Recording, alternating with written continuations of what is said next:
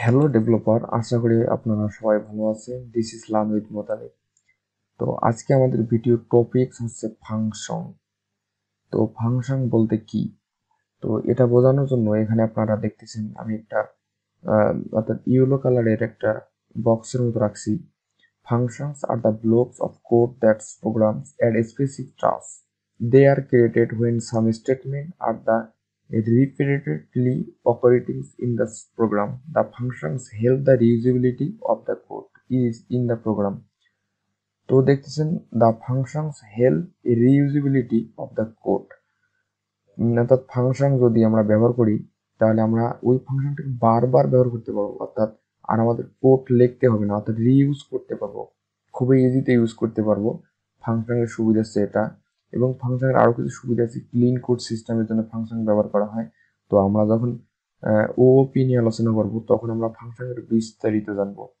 তো আগে আপনাদেরকে রিইউজিবিলিটিটা বোঝানোর জন্য তার আগে অবশ্যই আপনাকে সিনট্যাক্সটা আগে আমি দেখাই দিচ্ছি, দেন তারপর আমি আপনাদের রিইউজিবিলিটিটা বুঝাবো। তো ফাংশনের সিনট্যাক্স হচ্ছে কি, এখানে রিটার্ন টাইপ থাকবে একটা ফাংশনের, তারপর একটা ফাংশনের নাম থাকবে, তারপর এক বা একাধিক প্যারামিটার থাকবে। তো এখানে আমি দুইটা প্যারামিটার রাখছি, প্যারামিটার 1 প্যারামিটার 2 ডট ডট, অর্থাৎ আরো প্যারামিটার থাকতে পারে।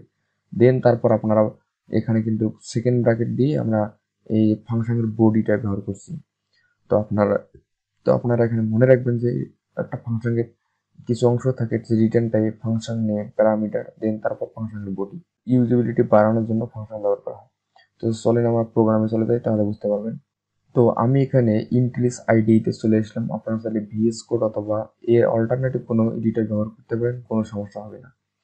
তো এখানে আমি একটা কাজ করি, আপনাদের একটা ফাংশন ইউজিবিলিটি বোঝানোর জন্য এখানে একটা কোড করে দেখাই, তাহলে আপনারা বুঝতে পারবেন।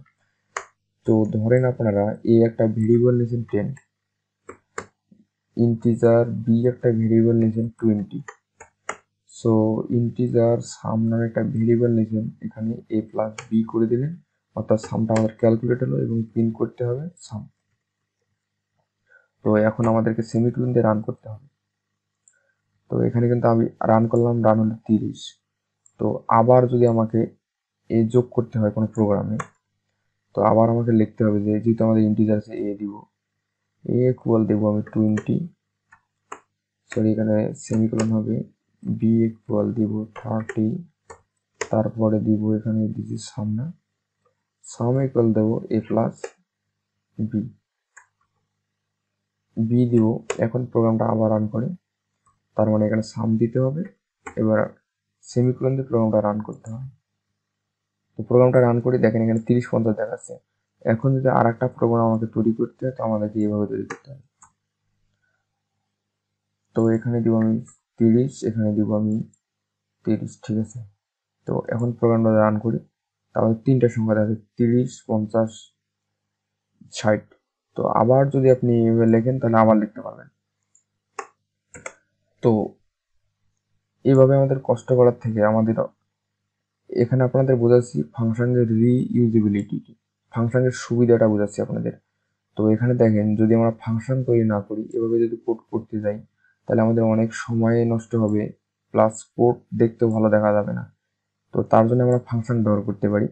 তো আপনার ফাংশন ব্যবহার করতে আমরা এভাবে ব্যবহার করব, ভয়েড ফাংশন নেম দিব সাম, তারপর আমরা প্যারামিটার পাস করব ইন্টিজার, ইন্টিজার এ, ইন্টিজার বি, তারপর আমাদের ফাংশনের বডি থাকবে। ওই বডির ভিতরে আমরা বলতে পারি ইন্টিজার, অর্থাৎ আমরা সাম বলতে পারি, ঠিক আছে। ইন্টিজার সাম ইকুয়াল, এখানে বলতে পারি এ প্লাস বি, এ প্লাস বি বললাম, তারপর আমরা সামটাকে প্রিন্ট করতে পারি এভাবে, এই সাম অফ, তারপর ডলার সাইন দিয়ে সামটাকে প্রিন্ট করে দেবো। এখানে অবশ্যই আমাদেরকে সেমিকোলন দিতে হবে। এখন যদি শুধুমাত্র আমরা এই সামটাকে কল করি, এগুলা যদি আমরা একবারে ক্লোজ করে দিই, তো আমরা এবার সামটাকে প্রিন্ট করতে পারি সাম ইকুয়াল, এখানে শুধুমাত্র প্যারামিটারগুলো পাস করবো 10, 20।